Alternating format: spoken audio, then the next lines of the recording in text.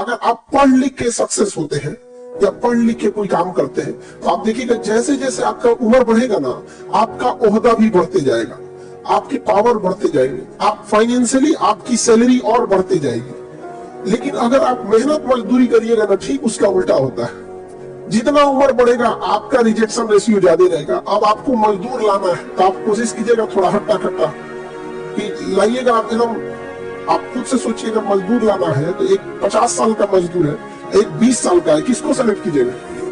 लेकिन अगर आपको एक ऑपरेशन कराना है, एक 20 साल का डॉक्टर है, अच्छा से दाढ़ी मूछ भी नहीं आया है, एक 50 साल का तजुर्बेदार डॉक्टर है, किसे करेंगे? हम तो समझ में आ गया पढ़ाई का। तो इसलिए ये एक ऐसा इन्वेस्टमेंट है ना कि जब तक जिंदा रहिएगा ना इसका रिटर्न आते रहे। ऐसा जब पढ़ने भेजे तो कोई गलत काम नहीं करिए। एक बार सक्सेस हो जाओ, लाइफ आपके हिसाब से चलेगी। माँ बाप आपसे पूछ के डिसीजन लेंगे। लेकिन अगर आप कुछ सक्सेस ही नहीं रहेंगे, माँ बाप आपको झेल के लेके चलेंगे, तो फिर आपसे डिसीजन क्यों ले? रीजन समझिए, आप नहीं पढ़े हैं ये ज्यादा खराब नहीं है, लेकिन पढ़ के भूल गए हैं ये ज्यादा खराब हो जाता है। आइडियाज दुनिया में हर लोगों के पास 10 आइडिया है। यहाँ हजारों लोग बैठे हैं, सबके पास एक एक आइडिया। आइडिया की वैल्यू नहीं है आज के टाइम पे।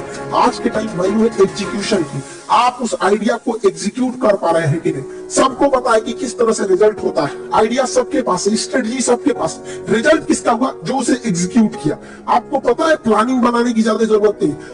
पढ़ाई चालू करो, यहाँ पर प्लानिंग बनाओ कि आपको टाइम कैसे बर्बाद करना है। लेकिन तुम लोग टाइम कैसे बर्बाद, टाइमिंग क्या बनाते हो? पढ़ना कैसे है। अगर मछली ये टाइम टेबल बनाए कि उसे तैरना कैसे है, तब तो हो गया मछली का कल्याण। आप पढ़ने आए हो बाबू, आपका दिन रात यही काम होना चाहिए कि पढ़ाई कर रहे हैं। आपके पास टाइमिंग इस बात की टाइम टेबल होना चाहिए कि बाहर कब जाना है, फोन पे कब बात करना है, कैसे क्या करना है। आप यकीन मानिएगा, आप ये बर्बाद वाला टाइम एक बार शेड्यूल बना के देखिएगा, फिर समझ में आएगा। देखिए एक स्टूडेंट और टीचर में फर्क क्या होता है। आपको ये पता है कि आपको बस पढ़ना पता है, ये नहीं पता है कि क्या नहीं पढ़ना है। टीचर को यही पता होता है कि क्या नहीं पढ़ना है। अब क्या होता है, कई बार जो आपको अच्छा लगता है ना, आप उसी को पढ़ते जाते हैं, पढ़ते जाते हैं। विद्यार्थी अमूमन किस किताब को खरीदता है? वो दिमाग में बैठाया रहता है कि उसको कोई टॉपिक, सपोज की ज्योग्राफी की किताब खरीदेगा, उसने उसको पता है कि मंगल ग्रह के बारे में कुछ पता है सपोज, तो उसको देखेगा किताबों में तो वो बतिया उसमें लिखा है कि नहीं। अगर वही बतिया उसमें लिख दिया, किताब बहुत बढ़िया है। दो चार को नया नया बात लिख दिया, किताब बहुत बढ़िया है। आप ऐसे कैसे करते हैं? अच्छे इंसान और अच्छी किताबें जल्दी समझ में नहीं आता, वक्त लगाना पड़ता है। समझा गया? बहुत दूर तक जाना पड़ता है ये जानने के लिए कि करीब कौन था। और एक और खराबी हिंदी मीडियम के स्टूडेंट्स है। हिंदी मीडियम के स्टूडेंट्स ज्यादा भरोसा टीचर पे कर लेते हैं। इंग्लिश मीडियम में ऐसा नहीं है। उसके बाद वो थोप देंगे किस पे कि हिंदी मीडियम का रिजल्ट नहीं हो रहा है। एक बार हम लोग रैंडमली ऐसे किए कि हिंदी मीडियम वाले बच्चों को एक चैप्टर छोड़े हम लोग जानबूझ के, ये आप घर से देख के आइएगा। 3 दिन टाइम दे दिए, 3 वही चैप्टर इंग्लिश मीडियम वालों में बोल दिए कि आप ये वाला चैप्टर घर से देख के आइए। 80% हिंदी मीडियम वाले बच्चे देख के ही नहीं आए थे या नॉर्मल ऐसे कोरम पूरा किए थे। लेकिन इंग्लिश मीडियम वाले तो वही बच्चे, ज्यादातर बच्चे पूरे क्वेश्चन को पढ़े थे, चैप्टर को अपना नोट्स बनाए थे और बिना बोले ले आके चेक कराए थे। सर देखिए तो ये कैसा है। आप तो यहाँ ये मेंटेलिटी से निकलिएगा। और ग्रुप स्टडी में अमूमन आप लोग ग्रुप बनाते हैं एक माइंडसेट का, एक ही मेंटेलिटी के बच्चे रहते हैं। जब एक ही मेंटेलिटी की हो तो फिर ग्रुप मतलब क्या है? ग्रुप मतलब क्या है? ग्रुप में होनी चाहिए मेंटेलिटी अलग। किसी का ज्योग्राफी अच्छा, किसी का हिस्ट्री अच्छा, किसी की पॉलिटी अच्छी, किसी की इकोनॉमिक्स अच्छी, किसी का डिसिप्लिन अच्छा। कोई यहाँ ऐसा जो को किसी का फोन आ गया टोक देगा। ग्रुप में देखिएगा ना, कोई एकदम सीधा साधा होता है, एकदम उसके सामने किसी का फोन आ जाएगा लाल पीला हरा ना, तो कहते जब अब गलती से वो फोन उठा लिया तो भड़काइयो देता था। पढ़ाई को वैसे कीजिए जैसे नोट गिनते हैं।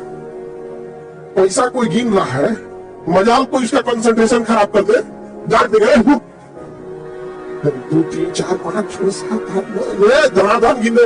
कितना बिजी आदमी है, कितना बिजी आदमी, तो पैसा कमा के दे उसको, इतना कंसंट्रेशन से गिनेगा ना जिसका कोई हद। अरे 108 बार माला पढ़ने में उसका दिमाग 10 बार भटकेगा। ओहो चैन से पैसा लेना है, मजाल भटक जाए नोट गिनने में, नहीं ना भटकता है। तो पढ़ाई कैसे हो? जैसे नोट गिन, ऐसे पढ़िएगा तो जिंदगी भर गिनिएगा, नहीं समझ आ गया। देखिए एक और समस्या इनकी है कि पढ़ने के टाइम भूल जाते हैं। दुनिया के किसी भी चीज को अगर आप याद कर देगा उसको तो भूलिए नहीं। जब आप इलाहाबाद में शुरू में आए होंगे तो जिस एरिया में आप रहते हुए ना उसके गली मोहल्ले के कभी कभी भूल जाते हैं, धीरे धीरे याद हो गया, 10-15 दिन में क्या हो जाता है, याद हो जाता है, ये नींद में भी चल जाएंगे। तो जब किसी चीज को आप समझ जाते हैं, अच्छे से समझ जाते हैं, तो क्या हो जाएगा, अब आप उसे नहीं भूलेंगे, आप नहीं भूलेंगे। जैसे अपने किसी रिलेटिव को भी आप देखिए किसी चीज को अगर आप अच्छे से समझ गए रहते तो नहीं भूलते। तो पढ़ाई में बच्चे में क्या होती है, ये जिस एज में आप लोग हैं एक हड़बड़ाहट होती है। जैसे एक चैप्टर पढ़ेगा, जब भी कोई चैप्टर पढ़िएगा उस दिन तो याद ही रहेगा वो। अब आप उस दिन याद हो गया, उसको आपकी गलतफहमी आप समझिए कि याद हो गया है, नहीं भाई, उसको तहियाना पड़ता है बढ़िया से। तो जो चीज जिस दिन पढ़ रहे हैं उस दिन अगर याद हो गया तो याद नहीं है, वो प्रेजेंट है आपके दिमाग में, अभी देखें समझा कि नहीं देखें, उसको 3 बार 4 बार मेमोराइज कीजिए। और सबसे अच्छा चीज का होता है जब आप सोने से पहले का जो आधा 1 घंटा समय होता है, इसी समय हमारा कंप्यूटर शट डाउन हो रहा होता है, पूरी बॉडी रिलैक्स हो रही होती है, और इस समय किसी चीज को मेमोराइज कीजिएगा ना वो जल्दी दिमाग से नहीं निकलता है। और आपको पता है इस समय आप लोग किसको याद कर रहे होते हैं, और वो पक्का दिमाग से नहीं उतरती है। नहीं, रात में 12 बजे वही याद आता है जो जिंदगी में 12 बजे याद होता है, समझा कि नहीं? तो कोशिश कीजिए कि जब आपका कंप्यूटर शट डाउन हो रहा है वो सबसे बेस्ट टाइम होता है डाउनलोड मारने के लिए, समझा कि नहीं आ गया?